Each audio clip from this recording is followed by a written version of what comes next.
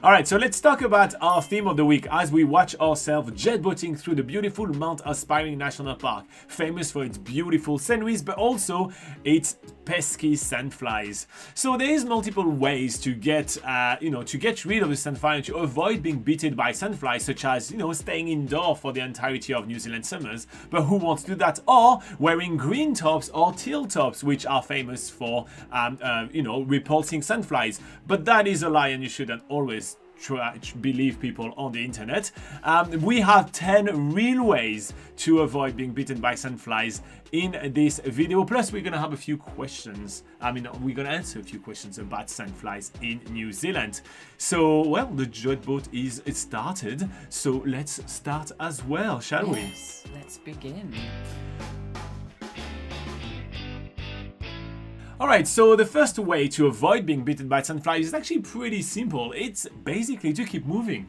Yeah, so there's actually an early Maori legend about how there was a god of sandflies who used sandflies to punish people who were lazy, and that's quite apt because sandflies do tend to land on you basically while you're sat still. If you're having a picnic, if you're camping somewhere or maybe relaxing on the beach or something, that is when sandflies strike. So and it's very true actually, because for example around the Hokitika Gorge, which is really famous for its swing bridge and its milky blue waters, and that most people actually stop at around the west coast. I remember when we did a bit of a hike there, we saw a lot of sandflies but did not get bitten until we arrived by the gorge and decided to sit down, take a few photos, and then they literally all kind of landed on us. Yeah, on me mostly, because you don't get bitten as much. Oh no, I do get bit by sandflies. That's a whole different ballgame from mosquitoes. But yeah, I guess they kind of like a still landing pad. If they're coming in, they want that thing to be, as still as possible for a safe landing. Indeed. I can only assume. All right, so the next very obvious thing to do to avoid being bitten by sandfly is obviously to use insect repellent. Yeah, so insect repellents, they do work on sandflies. It's usually better to get some insect repellent in New Zealand once you arrive, if you want to just make sure that the sort of brands here are good for for sandflies. But yeah, it is an effective way to, especially if you can't cover up the rest of your body, which we'll move on to next time. Those exposed parts like your hands and your feet and your ankles, they tend to be the ones that are hit the most by sandflies. So covering them up with insect repellent is definitely an effective way of going about it. And so when it comes down to insect repellent, we favor eco-friendly insect repellent because, well, some of the gas and also DEET agents inside insect repellent can be actually quite harmful even to humans. We do have some links in the description below that will link you to the best insect repellent that we recommend. But some of the ones that we do recommend ourselves are some international brands such as Repel, which have some cool products. Yeah, so Repel insect repellent, they have a natural line which uses lemon eucalyptus, which is quite an effective combination against sandflies. This brand's available in New Zealand as well as overseas, so you could even find it in your local stores. If you want to go something that's packaging, like a good packaging free in terms of plastic free packaging, if you wanted to go down the eco-friendly route even further, you could go with something like Badger anti-bug sprays or balms, and the balms come in little tins, so it's really travel friendly. Another brand that you'll find in New Zealand is Parakeeto. So this is a different sort of method for insect repellents. Instead of using sprays, if you're not too into putting sprays and creams on yourself all the time, then what Parakeeto does is they have these sort of wristbands that you can use, which has like a little pellet in it that you change every 15 days, and that sort of lets off a little bit of insect repellent, so it kind of keeps insects around basically off your person while you're wearing it. But bear in mind that you do have to change those little pellets that usually every 15 days. It's not going to be something that lasts forever. And if you are prone to be bitten a lot, like I personally am, and you want your insect repellent to be more broader use, that may not be the best option. I think insect repellents, like either those roll-on or those spray that we just talked about, tend to be a little better, or at least from my personal experience. But another way to actually deal with insect repellent is to actually take a shower. Yeah, so there are actually some sort of insect repellent soaps that you can get. Yeah, that's so interesting. This is particularly good if you're camping, if you're, spending a lot of time outdoors where you will be still. So it does have like these insect soaps. For instance, there's Sally Ando, which is an international brand. You can find them on Amazon. They have Deet free soaps, which uses like a lot of different sort of more like natural essential oils in their soaps, which still smells really nice, but is all those essential oils that are good against insects and bugs and sandflies. So it's an interesting combo, and yeah, like I say, really good idea for camping. And if you are looking into essential oil, there are some blends of essential oil from like a lot of different companies, such as TerraShield, which same thing is available on Amazon, which are already combined and they're just kind of a ready kind of mix, ready to go. Another thing that we found online, and we have not tested them ourselves, are insect repellent clothing. Yeah, so there are a few sort of brands that have this no insect technology, like no fly zone and bugs away technology, where they have these sort of like inbuilt sort of insect protection in the clothing. They don't last forever. That's the caveat to it. It's the more you wash it, the more you wash it. It's usually lasts about 50 to 60 washes. So if that's a good idea, like we're going to get on later into this video about obviously clothing that you wear is important to avoid sandfly bites, but if you have those exposed areas, like there's always going to be perhaps your feet or your ankles or your arms showing, then this will be an insect repellent for those areas as well, because obviously the clothing is close to those areas. However, normal clothing would obviously not protect those exposed areas. So speaking of your clothes, you can apply some insect repellent stickers onto your clothing, right? Yeah, so this is another product that exists in the world. There are mosquito repellent stickers, again, that uses those essential oils like citronella and lemon that insects hate. But yeah, if you've got stickers, you can apply them to to wristwatches or to your bags and stuff like that. Usually it's a good way of sort of a good method for putting on kids if they're really squirmy about having sprays put on them and stuff. If you've got or yourself, maybe you don't want sprays, then it's another good alternative. Okay, so I already hinted at it. There are some insect repellent as well, which are not spray but more roll-on, a little bit like a deodorant that you would put under your armpit. We find that those are some of the most successful insect repellent. That's the one, in all honesty, that we use the most. Yeah, so for us, the thing that we keep going back to, this is a New Zealand brand called Raw Nature. So what's really cool is that they're not only this roll-on insect repellent, it smells really good. It uses citronella, rosemary, and cedarwood, which is a really good combo to repel both mosquitoes and sandflies. But also their packaging comes in a cardboard tube. So it's actually a really robust cardboard tube. It's not something that's just going to fall apart as you're traveling, so that's great. And yeah, it just sort of, if you're interested in that sort of environmental aspect, then at least it's packaging that's not made with plastic. So that's always a winner in my eyes. And finally, we are not practitioners, we are not doctors, but let's talk about some pills you can take. Yeah, so antihistamine pills. This is usually taken for if you're having an allergic reaction to bites, or that swelling or that itchy feeling. It's usually something to sort of remedy that. But there has been some studies that have said that it also has active ingredients in there that can also help repel insects. So that's something that usually antihistamines, you can get them usually over the counter, but it's sometimes prescribed by your doctor, so you might want to seek professional advice before deciding to go down the antihistamine route. All right, so we'll continue with some more ways to avoid getting bitten by sandflies in a minute. Okay, so Laura, you hinted at this one a little earlier on. One of the best ways to avoid being bitten by sandflies is to not show any skin. Yeah, so obviously this might not be as fun during summer.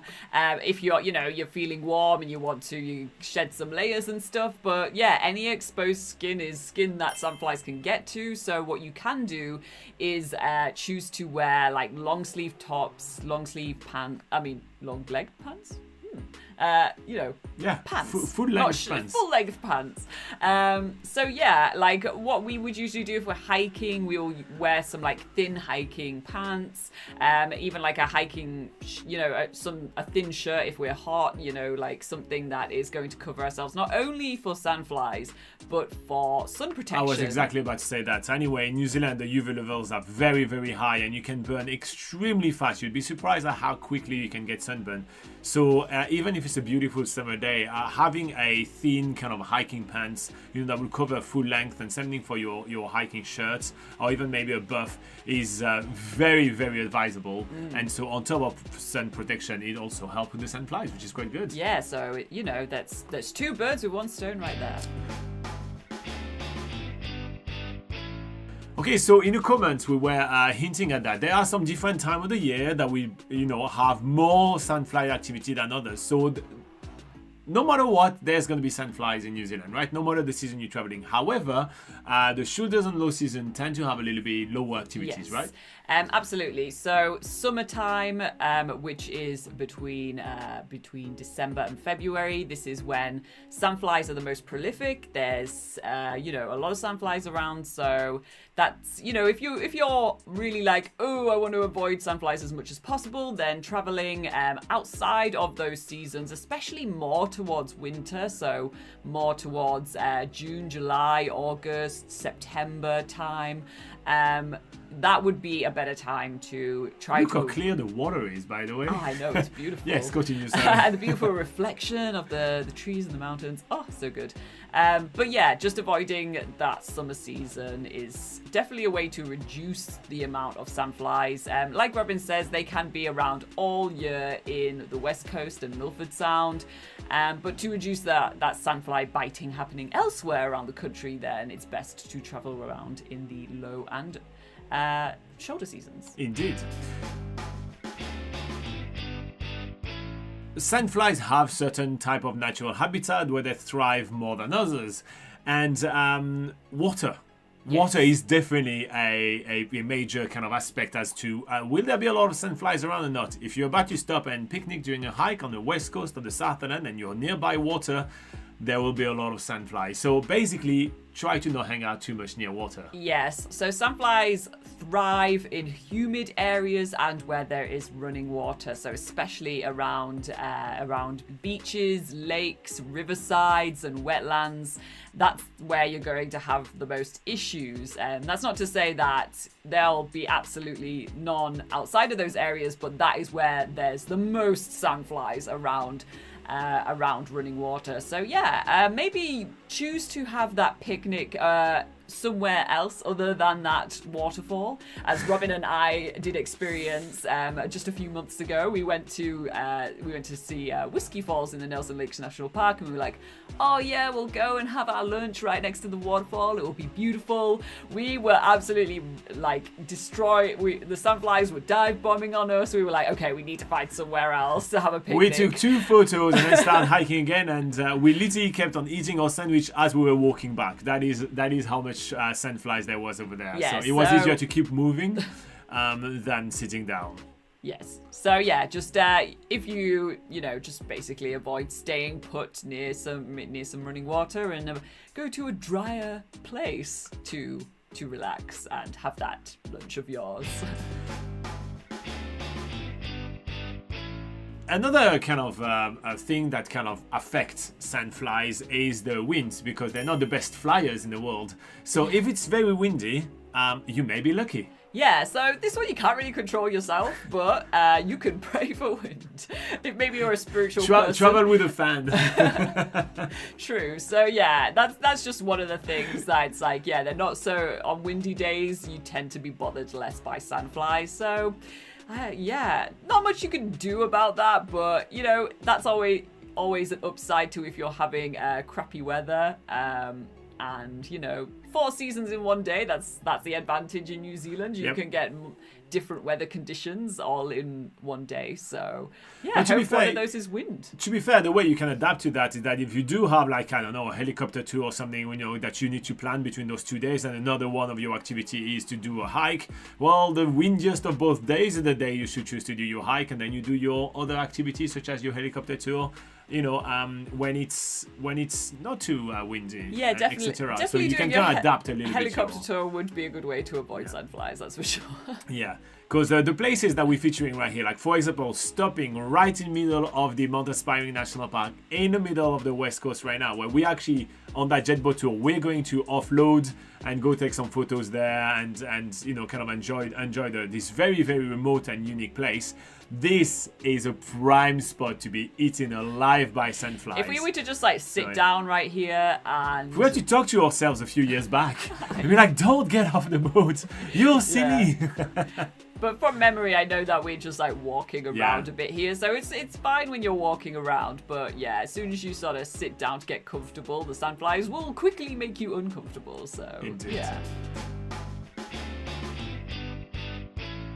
Alright, so I was hinting at some folktale or things you shouldn't follow, like just talking head on the internet with my joke about green shirts before, but here's a joke that Kiwis love to make on tourists. And he's saying that, you know, if you eat Marmite or Vegemite, you won't be bitten by sandflies. Yeah, so the idea here is that Marmite and Vegemite have high concentrations of vitamin B, and that is the thing that is supposedly in your, you know, when that's in your system, that is supposed to be a good natural repellent against sandflies. However, we have tested this theory ourselves. And it ruined our morning because Marmite and Vegemite are literally the worst food ever invented and should not even qualify for the nomination as food.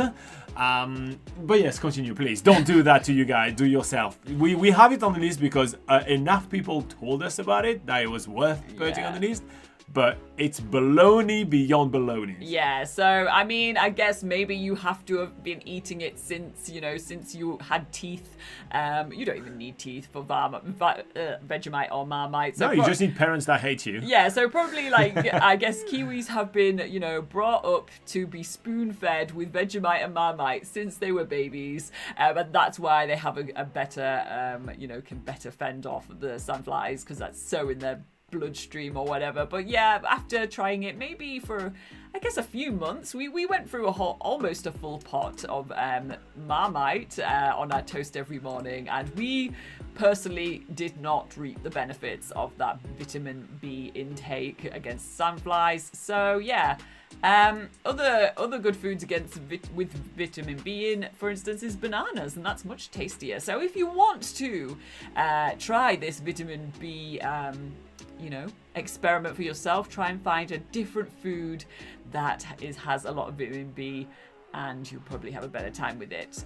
Depends whether you like Vegemite and Marmite. It's a love-hate sort of food, really. Yeah, on this side of the screen, it's mostly hate. Yes, it is. Let's be honest. It is, but I mean, try it for yourself, guys.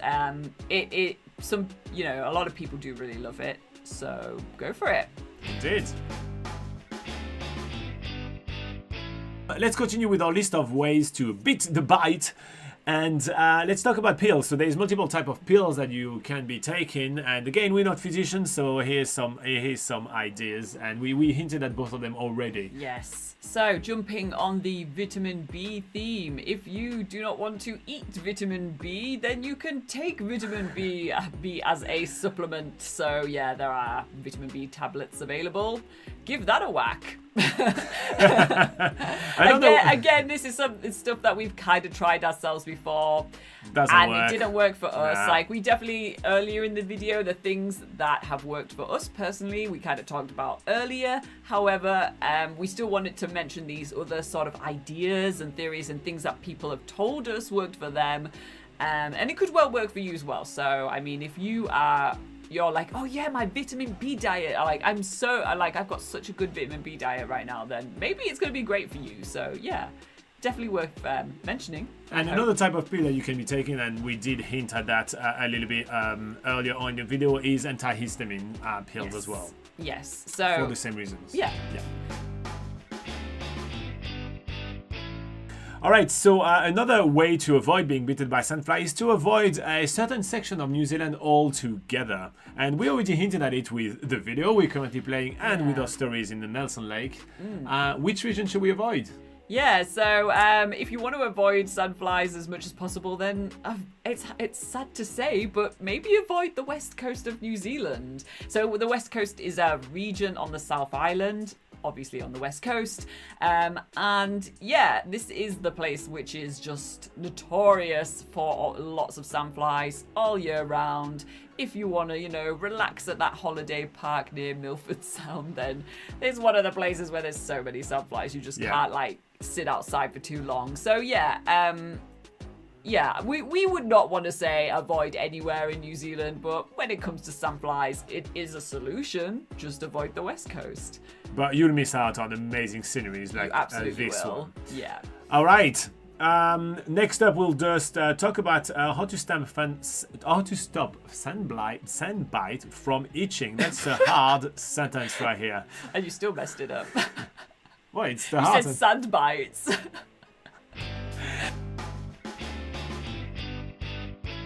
Okay, let's move on to some frequently asked questions about kind of sandflies in New Zealand. And let's begin with that very hard question to ask. How to stop sandfly bites from itching, Laura? Yeah, so there's several methods that you can use. And we have great experience in that. Yeah, so we'll actually share one of our tips before we move on to some other ways that you can help soothe itchy sandfly bites. So one thing that works really well for us is rubbing dry soap onto the area that itches, and that kind of soothes it for... That works very well, and I get hundreds of bites, like really, and it works extremely well. Yeah, so that's kind of like our personal sort of life hack sort of advice that we can give you, but there are other options as well, so let's go through those. So first of all, you can get antihistamine cream. So again, antihistamines are used to sort of as a I'm losing my words. What's the word? To soothing agent? Yeah. Oh God, what am I trying to say? All right. So I'm losing my head here thinking about sandflies. Remedy. Remedy. Oh my God. Okay, so antihistamine creams are used as a remedy against usually allergic reactions, and specifically like when you get a sandfly bite, it's kind of what they put in is like histamines that need to be, like basically that's the thing that makes it itch. So antihistamine, in the name, it helps you soothe that itch. So you can get it in cream form, and that you can usually get without getting a prescription from your GP. You can get it at pharmacies. So that's another way if you want to get a specific cream to soothe sandfly bites. Another thing is calamine lotion, same sort of deal there, just a lotion that you put straight onto the area that is itching.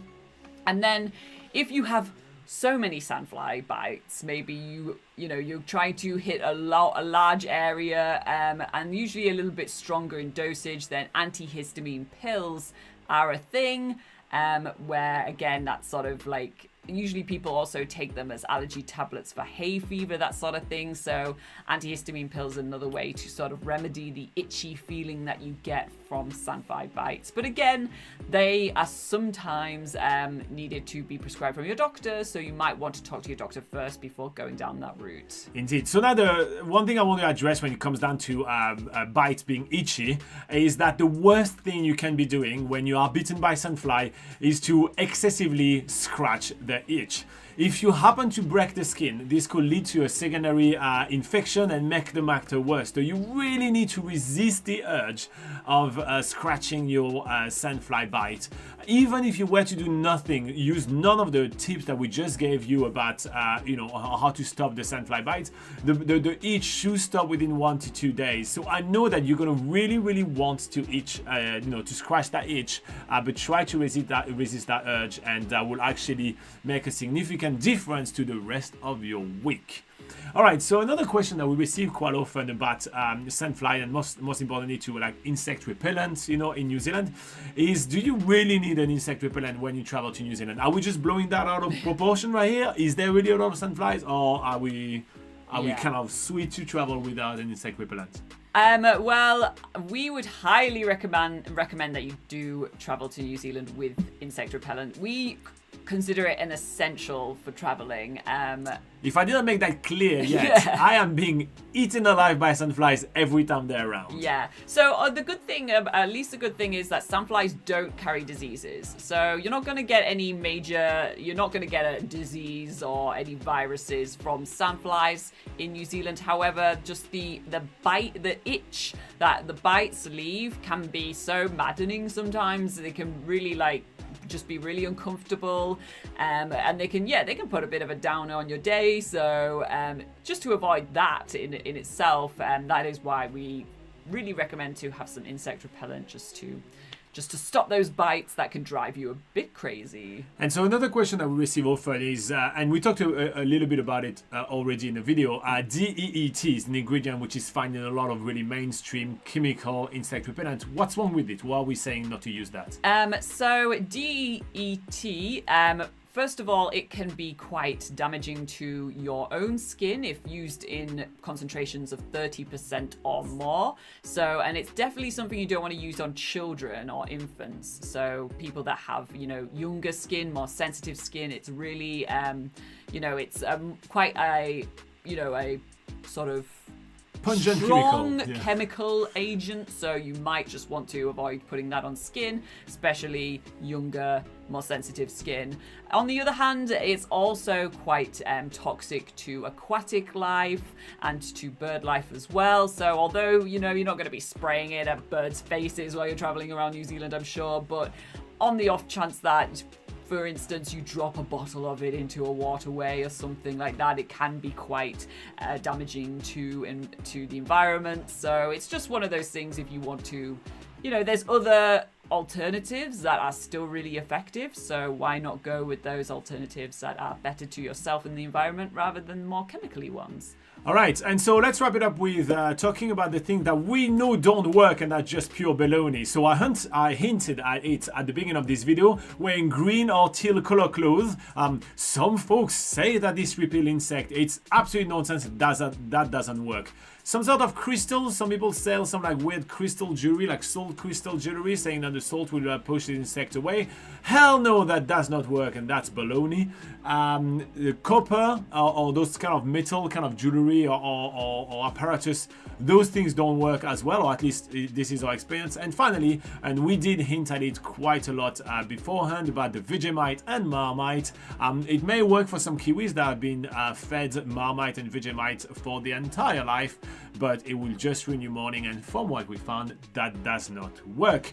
There is a link in the description of this video with more information about sandflies, of course, and our recommendations on insect repellent, so you can go shopping and make your shopping list. Make sure to hit like and subscribe to reward all our hard work, and we are gonna head back to the live chat because this video was recorded live.